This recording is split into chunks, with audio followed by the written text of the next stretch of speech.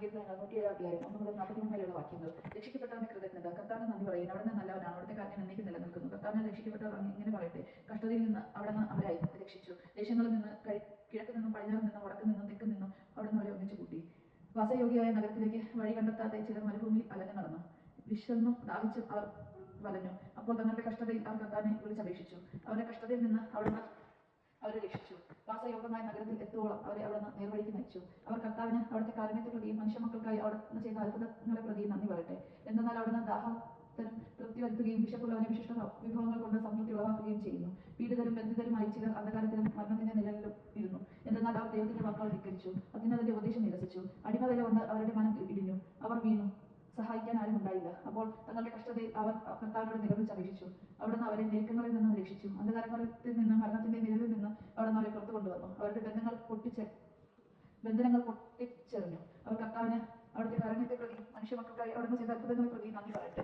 എന്നാൽ അവിടുന്ന് വാതിലുകൾ തകർക്കുന്നു, ഇരുമ്പോടാമ്പുകളെ ഓടിക്കുന്നു. പാപകരമായ മാർഗങ്ങളിൽ പിന്തുടർന്ന് ചിലർ രോഗികളായി തീർന്നു. തങ്ങളുടെ അകത്യങ്ങളാൽ അവർ ദുരിതത്തിലായി. അവർ എല്ലാ ഭക്ഷണത്തെയും വെറുത്തു. അവർ മാതൃക മൃത്യു കവാടങ്ങളെ സമീപിച്ചു. അപ്പോൾ തങ്ങളുടെ കഷ്ടതയിൽ അവർ കർത്താവിനോട് നിലവിളിച്ചപേക്ഷിച്ചു. അവിടുന്ന് അവരെ ഞെരുക്കങ്ങളിൽ നിന്ന് രക്ഷിച്ചു. അവിടുന്ന് തന്റെ വചനം അയച്ച് അവരെ സൗഖ്യമാക്കി, വിനാശത്തിൽ നിന്ന് വിടുവിച്ചു. അവർ കർത്താവിന് അവിടുത്തെ കാരുണ്യത്തെ പ്രതി മനുഷ്യമക്കൾക്കായി അവിടുന്ന് ചെയ്ത അത്ഭുതത്തെ പ്രതി നന്ദി പറയട്ടെ. അവർ കൃതജ്ഞത ബലി അർപ്പിക്കട്ടെ.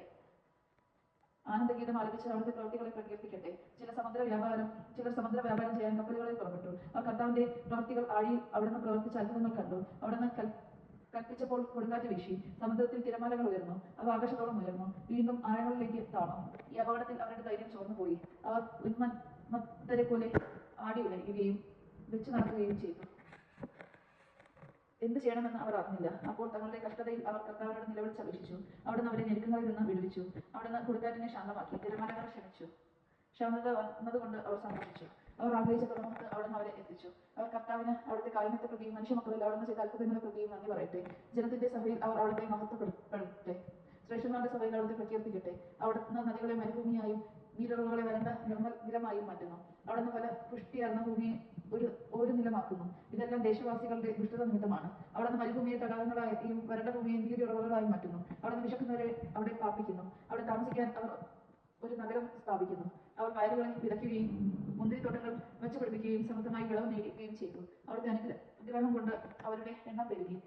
അവരുടെ കന്നുകാലികൾ കുറഞ്ഞു പോകാൻ അവിടുന്ന് സമ്മതിച്ചില്ല. പീഡനവും കഷ്ടതകളും സങ്കടവും കൊണ്ട് എണ്ണം കുറഞ്ഞ അവർ ദുർബലരായി.